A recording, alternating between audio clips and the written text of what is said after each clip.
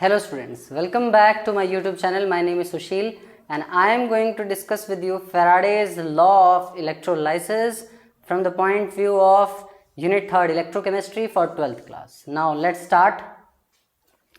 Faraday's first law of electrolysis. Faraday का पहला electrolysis का नियम ये क्या कहता है? ये लॉ कहता है कि weight of substance deposited or liberated, mass of substance deposited or liberated on the electrode during the reaction is directly proportional to the charge passed through the solution or electrolyte. Amount of chemical reaction and hence the mass of any substance deposited or liberated at any electrode. Mass of any substance deposited or liberated. W represent कर रहा है mass of substance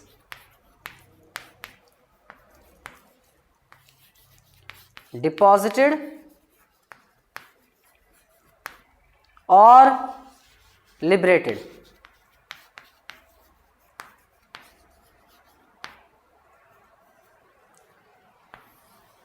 ये जो mass of any substance deposit और liberated होगा W, ये directly proportional होगा Q के. Is directly proportional to the quantity of electricity passed through electrolyte. Q है चार्ज पास्ड थ्रू इलेक्ट्रोलाइट.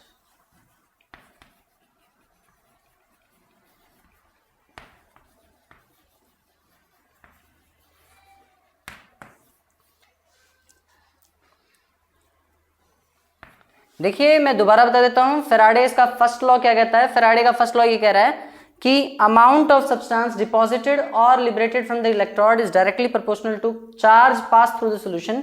आप जितना चार्ज सॉल्यूशन में से पास करोगे उतना ही ज्यादा सब्सटेंस रॉड पे डिपॉजिट होगा, उतनी ही रॉड केमिकल रिएक्शन करेगा. अब इस लॉ में आगे अगर हमें ये प्रोपोर्शनैलिटी का साइन रिमूव करना है, W is proportional to Q,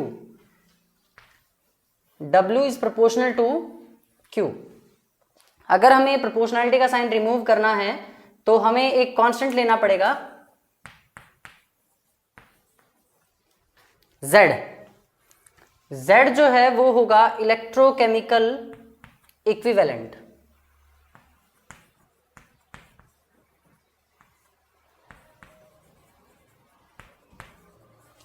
electrochemical equivalent जो कि प्रोपोर्शनैलिटी कांस्टेंट की तरह यहां पर काम कर रहा है. अब देखिए अगर हमें Q की वैल्यू हमें पता होनी चाहिए कि चार्ज पर यूनिट टाइम जो होता है वो करंट होता है. करंट क्या है? Current charge per unit time है. अगर मैं यहां से चार्ज के लिए फॉर्मूला निकालना चाहूं, चार्ज क्या होगा? करंट इनटू टाइम होगा.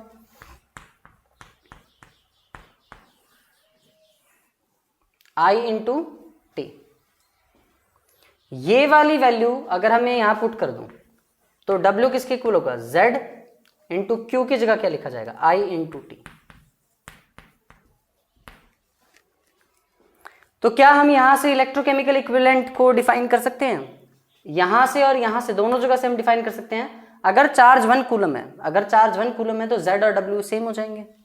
और अगर 1 एम्पियर करंट पास होता है 1 सेकेंड में तो Z और W इक्वल हो जाएंगे. देखिए अगर करंट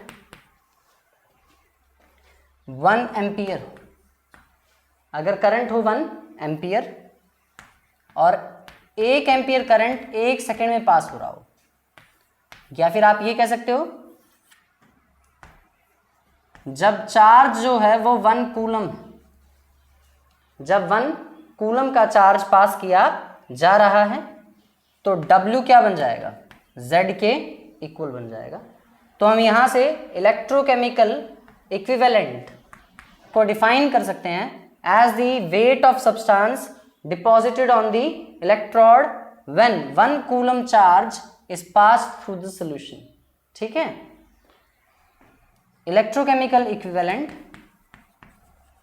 इलेक्ट्रोकेमिकल इक्विवेलेंट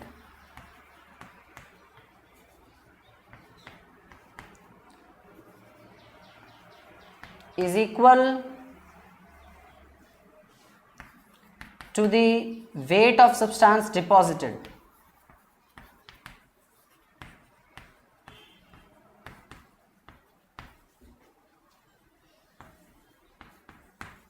वो वेट ऑफ सब्सटेंस डिपॉजिटेड के इक्वल होता है when 1 coulomb charge is pass through the solution.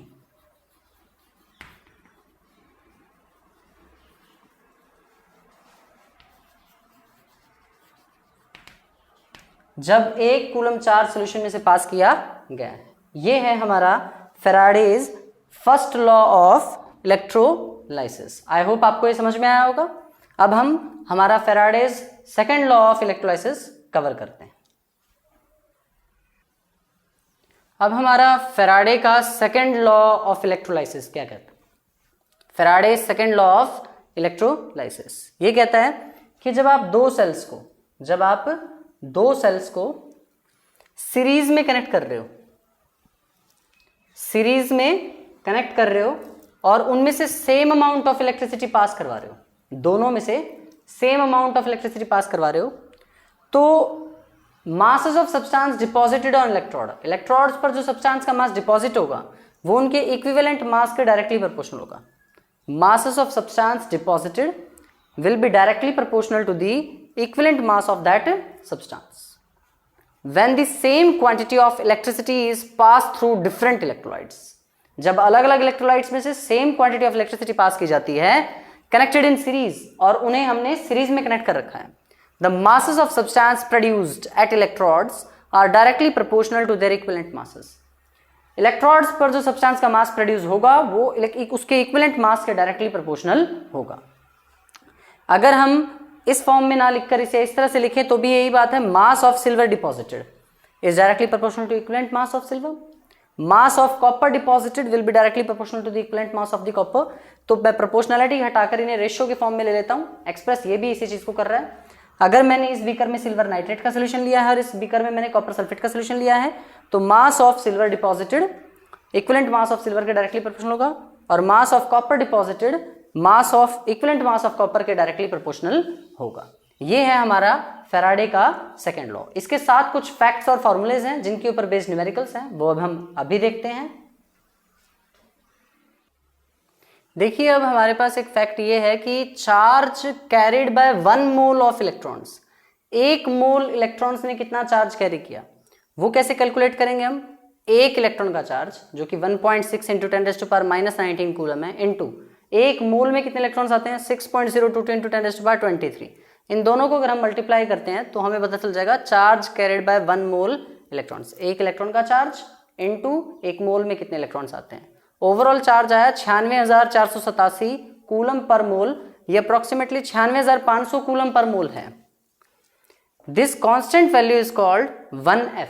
ये जो कांस्टेंट वैल्यू आ रही है ना 96,500, इसको राउंड ऑफ करके अप्रोक्सीमेटली 96,500 मान रहे हैं हम, तो ये जो वैल्यू आ रही है इसे हम 1 फैराडे बोलेंगे। 1 फैराडे की वैल्यू है 96,500 कूलम, 96,500 कूलम पर मोल। अच्छा, इसके बाद एक और फैक्ट ये है कि अगर किसी इलेक्ट्रोड रिएक्शन में n इलेक्ट्रॉन्स शामिल हैं, if n electrons are involved in the electrode reaction, तो 1 मोल सब्सटेंस को डिपॉजिट करने के लिए हमें n फैराडे चार्ज पास करना पड़ेगा। The passage of NF will liberate 1 mole of substance। ये कह रहा है कि अगर किसी रिएक्शन में n इलेक्ट्रॉन्स शामिल हैं, if n electrons are involved in the electrode reaction, अगर किसी इलेक्ट्रोड रिएक्शन में n इलेक्ट्रॉन्स शामिल हैं तो n फैराडेज चार्ज पास करने पर 1 मोल सब्सटेंस डिपॉजिट हो जाएगा। आगे देखिए जरा, if 1 farad electricity is pass then 1 gram equivalent of substance is deposited. अगर 1 फैराड इलेक्ट्रिसिटी पास करते हैं तो 1 ग्राम इक्विवेलेंट सब्सटेंस डिपॉजिट होगा। तो अगर यही बात हम फर्स्ट लॉ पर अप्लाई करते हैं, देखिए फर्स्ट लॉ क्या कहता है, weight of substance deposited is equal to Z into Q. ठीक है, कह रहा है अगर 1 फेराडे इलेक्ट्रिसिटी पास की गई है, 1 फेराडे चार्ज पास किया गया है, 1 फेराडे चार्ज का मतलब है 96,500 कूलम चार्ज है 96,500 कूलम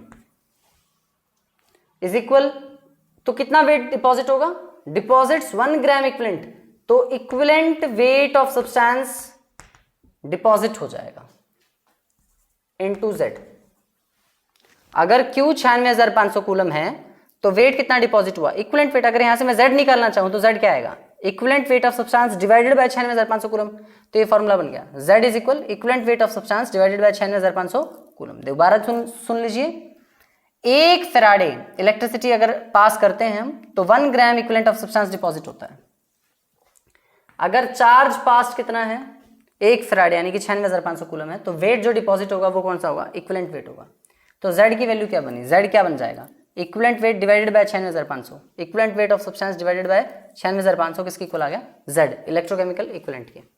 और देखिए इस फॉर्मूले को समझने के लिए हम कुछ इस तरह से करते हैं, मान लीजिए कि Q चार्ज पास करने पर W वेट डिपॉजिट हो रहा था, Q चार्ज पास करने पर W वेट डिपॉजिट हो रहा था, तो 1 कूलम चार्ज पास करने पर W by Q weight deposit होगा, और 96,500 कूलम चार्ज यानी कि 1 फेराड चार्ज पास करने पर W बाय Q इंटू 96,500 का वेट डिपॉजिट होगा, और 96,500 कूलम चार्ज पास करने पर जो वेट डिपॉजिट होता है वो किसके इक्वल होता है, इक्विवेलेंट वेट के। तो इक्विवेलेंट वेट ऑफ सब्सटेंस का फॉर्मूला क्या बना, W बाय Q 96,500, क्योंकि यही वेट क्या है, इक्विवेलेंट वेट ऑफ सब्सटेंस है।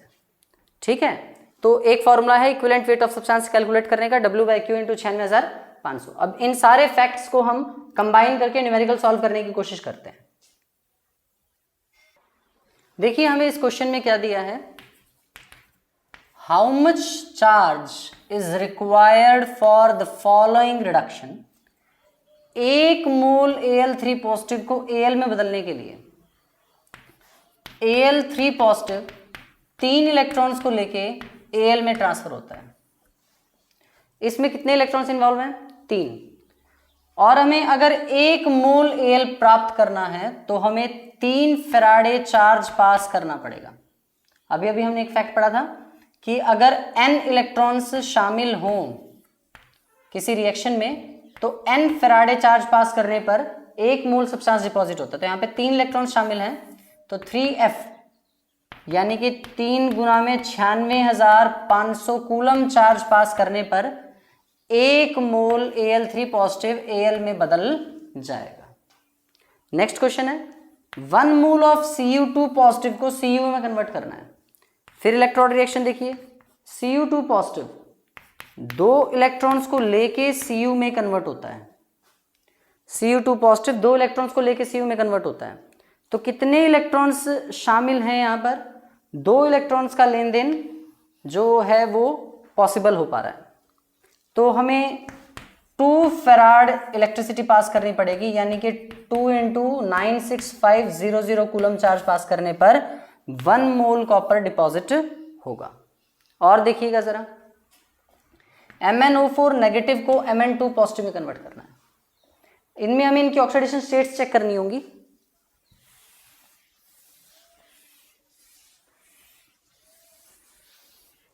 देखिए MnO4 नेगेटिव को Mn2 पॉजिटिव में कन्वर्ट करना है। MnO4 नेगेटिव कंप्लीट पर चार्ज -1 है, ऑक्सीजन का -2, Mn का मैं लेट कर लेता हूं x। अगर यहां से मैं Mn का ऑक्सीडेशन नंबर निकालूं तो वो बनेगा +7। देखिए किस तरह से, x 1 टाइम है, -2 4 टाइम्स है, 8 -2 4 ज़ा इज इक्वल -1। x की वैल्यू आ गई -1 + 8, x हो गया +7। +7 यहां है चार्ज और यहां कितना है 2 पॉजिटिव।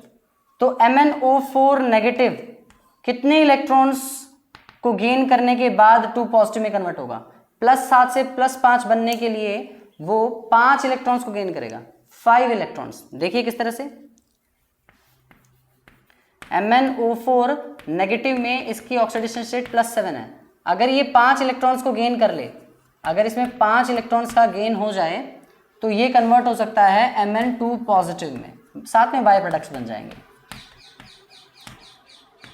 तो इसके 1 मोल Mn2 पॉजिटिव में कन्वर्ट होने के लिए कितने इलेक्ट्रॉन्स की रिक्वायरमेंट है? 5 इलेक्ट्रॉन्स। तो चार्ज कितना पास करना पड़ेगा?